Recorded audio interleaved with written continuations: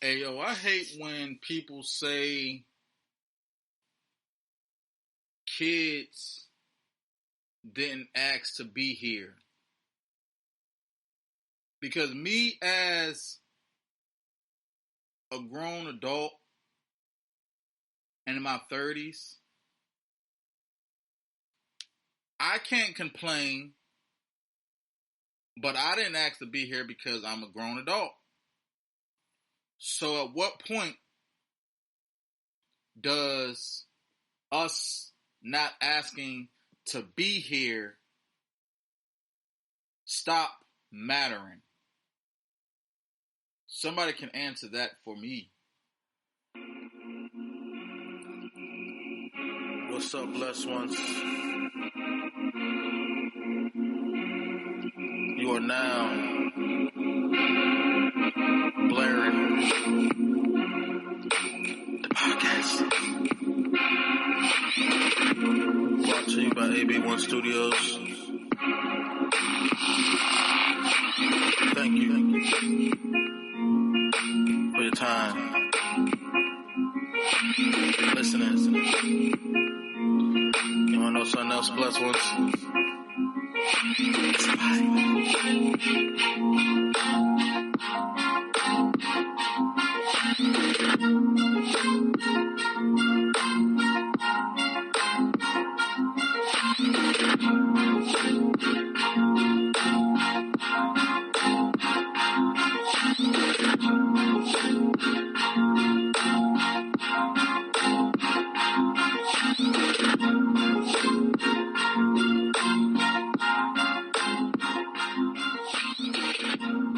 So I'm sitting here thinking about just how much people,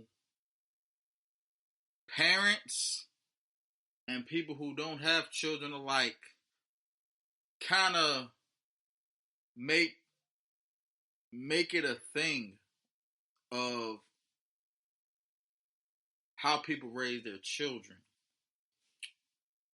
Like, 1 minute they say they want to, be supportive, we should let children, make their decisions and be identified for whatever it is that they want to be identified as and having rights. And then people want to talk about how us being responsible and how we need to shelter our kids and protect our kids and how we need to keep them away from certain things. Now, me, I'm not a traditional parent, but I do take pride in my parenting. I do want to raise my children right with respect, to say yes ma'am, no ma'am. I want to raise my children to say thank you and please and you're welcome and all that. But at the same time, it's just this certain narrative of the fact that because children didn't ask to be here,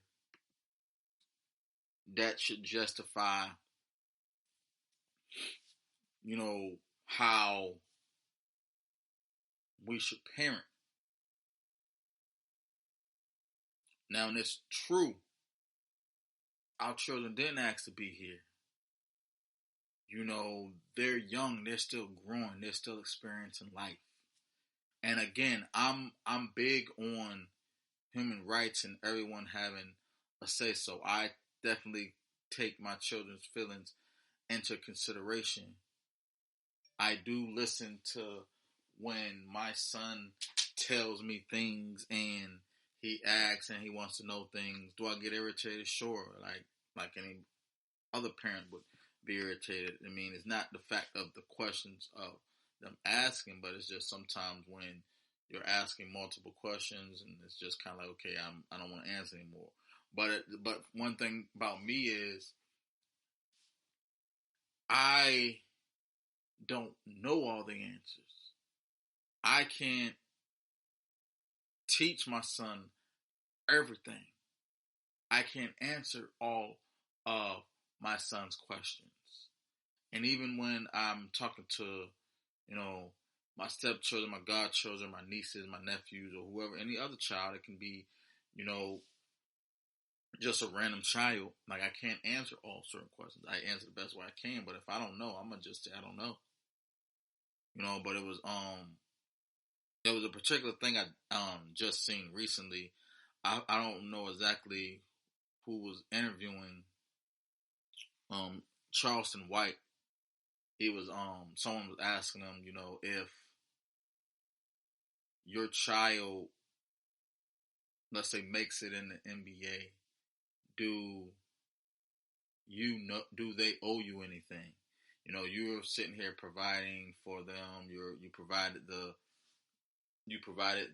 you know the lessons and the balls and all type of resources for your child to participate in a particular activity, and then they make it big. You know, do they owe you anything?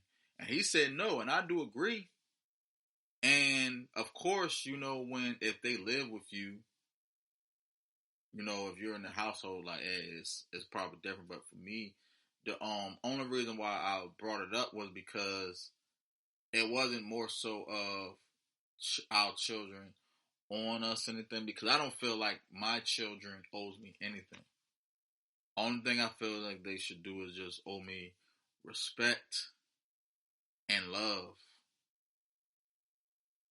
Just off the rip, you know, I'm there for my children. You know, even if I'm not there 24/7, I always do my best.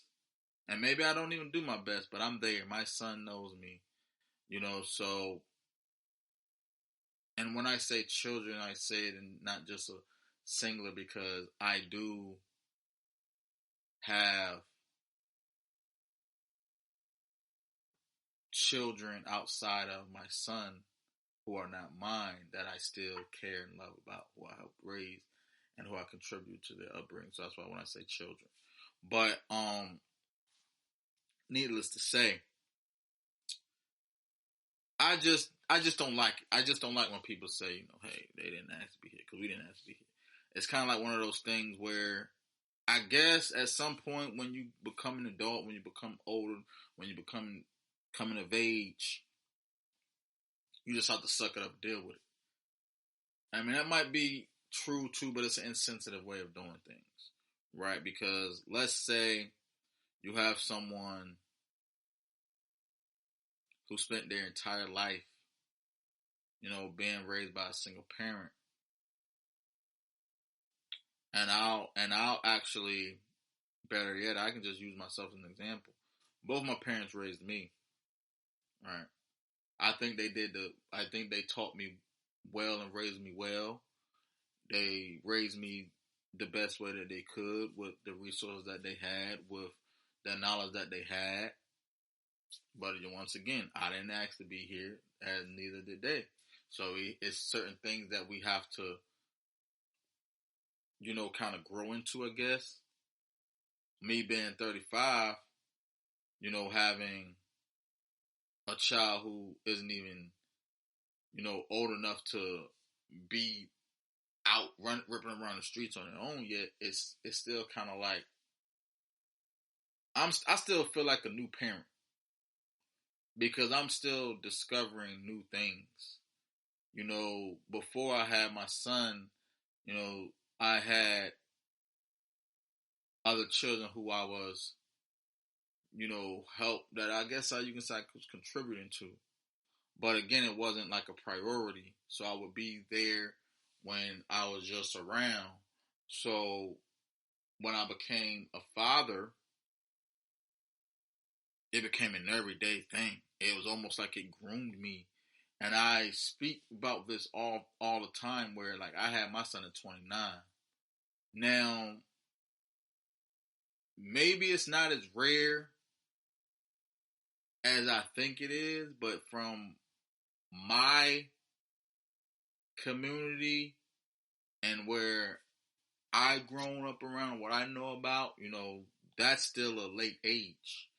You know, I know people who have had children at 16. Some people had children, you know, at 22. And even at 25, that's still fair age. But like again, there are some people who don't even have children. I think I remember Too Short having like he has his first child at 50. That's good. You're in a position to have your first child still. And I know not everybody wants to have children even in their 30s because, like for women, from what my understanding is and my knowledge is that there's a biological clock. So after a while, it can women can have trouble in pregnancy if they have children like later on in life. I don't know exactly how accurate it is because I do know that there are women who have children in their 40s, but again, I don't really know exactly all the pros and cons to that. But I do want to make it known and make it clear that as a parent, as a parent who, whether or not planned or had an unexpected parenthood, it all goes back to what you want. I wanted to be a parent. I always wanted to be a parent because I believe in legacy. I believe in leaving something, setting something up, having something to carry out your name and your seeds. I believe that we all, not us like generally, but I believe that we all have some type of calling, some type of responsibility. I don't think everyone should be parents or everybody are good parents, but if you are a parent and you're one who actually is responsible and accountable and desired to be a parent, it's going to be different. It's going to be a different way you raise your children. So for me, I raised my son a certain way. Now, there could be some traditional things that I grew up on that I follow, like, again, manners, maybe discipline to the extent, that's not as traditional. But,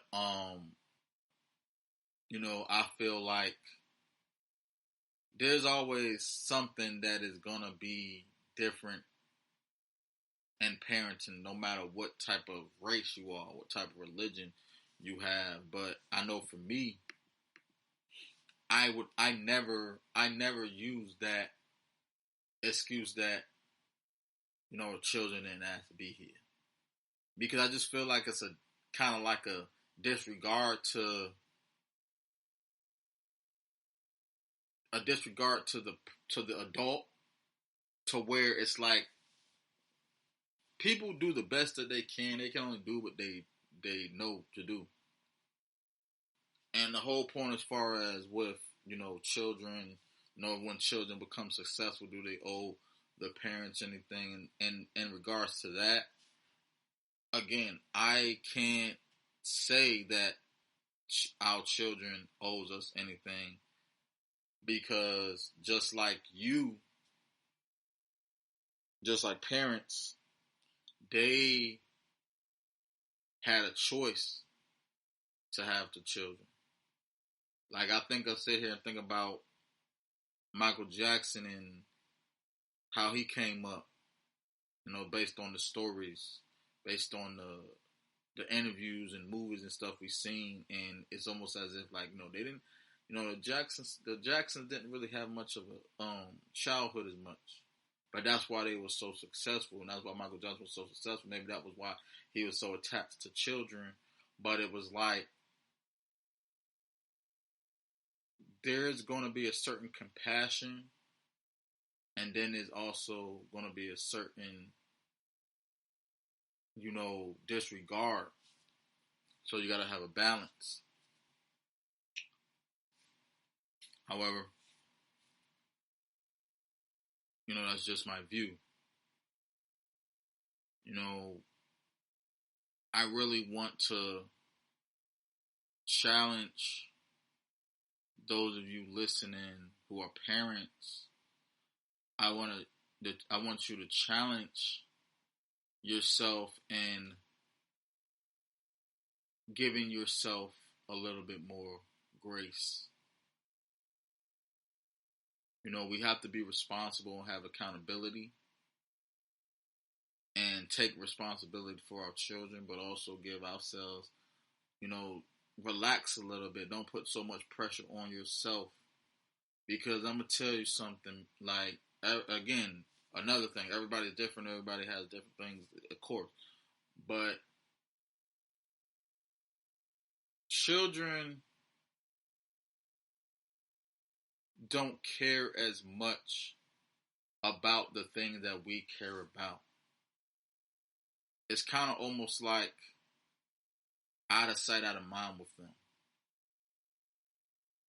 My son is getting to a point now, though, where he's asking me, why I didn't come over today, or, when can I come back and get him? But at the same time, it's like he still thinks about the little things. He loves me. He wants to spend time with me. And the thing is about this, like, children might want toys, and children might want to go play outside. Some children, some children like water. Some children, don't like, they like video games. Like, but when, even in clothes, like some children, they can be, into, fashion and into a lot of things that are materialistic. But I'm gonna be real, like, children do not care as much as we care when it comes to certain things.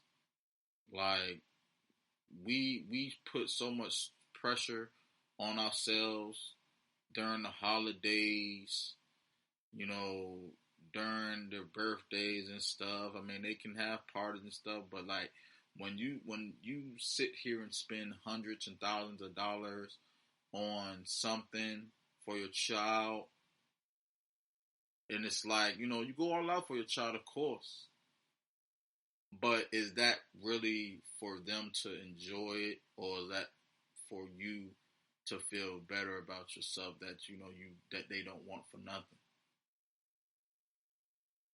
Because again, like, some children just go, like I said, children will they will run around in a dirty house and think nothing of it.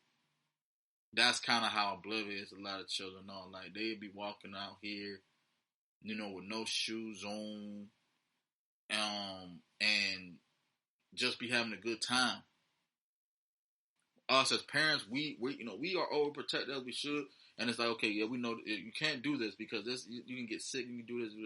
But even with certain things, like, you want to go out, say you want to go to a basketball game or a sporting event and stuff, and the kid, yeah, you want to get the children out, kind of let them explore, but it's like, hey, are they going to sit still? Because I'm not, I don't want to sound like a cheap bastard or nothing, but kids will waste your money. There's gonna be memories like I'm a witness to this. I've done it myself, but it's like, hey, all right, just imagine all this money I done spent on my child when they was 2 years old, and now, like, what's going on now?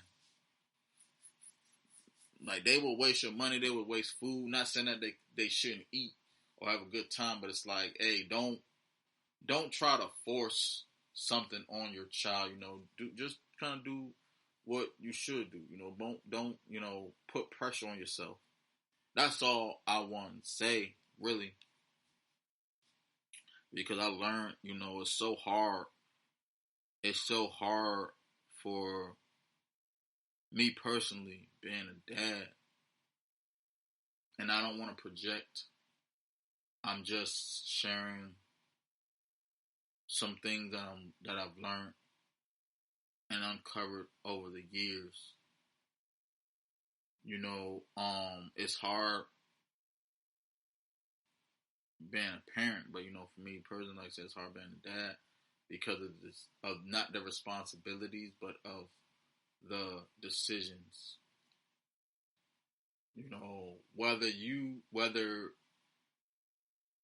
your child lives with you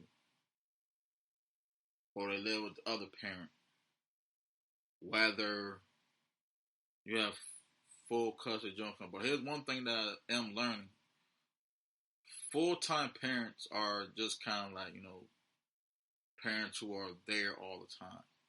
So as a full-time parent, that means that you're in the house at all times. Like if your child is out at school, away sometimes. I don't know if it's full time. I mean, you're still a parent. You're gonna be a parent regardless. But there's gonna be a break there. But anyway, my whole thing is, just the decisions. How you manage your money affects, your child or how you like where you go,